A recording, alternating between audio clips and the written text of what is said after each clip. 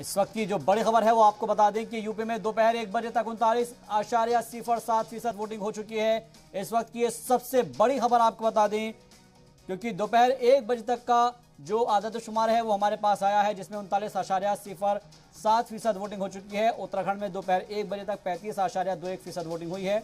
गोवा में दोपहर 1 बजे तक 44.63% वोटिंग हो गई है। तो ये अब तक का आदतशुमार हमने आपको बताया है। गोवा में भी आज वोटिंग हो रही है, उत्तराखंड में भी आज एक ही मरहले में वोट डाले जा रहे हैं और यूपी में आज सेकेंड फेज का इलेक्शन है। और ऐसे में दोपहर 1 बजे तक का जो आदतशुमार है वो आपकी टीवी स्क्रीन पर है, जिसमें 39.07% वोटिंग अब तक यूपी में दूसरे मरहले के अंदर हो चुकी है, जबकि उत्तराखंड में दोपहर 1 बजे तक 35.21% वोटिंग हुई है। इसके अलावा गोवा में दोपहर 1 बजे तक 44.63% वोटिंग हुई है। तो ये बड़ी जानकारी और बड़ा अपडेट हम आप तक पहुंचा रहे हैं, जहां पर उत्तराखंड में और गोवा में और साथ ही साथ उत्तर प्रदेश में 1 बजे तक का जो आदतशुमार है वो क्या है, वोटिंग का परसेंटेज क्या है।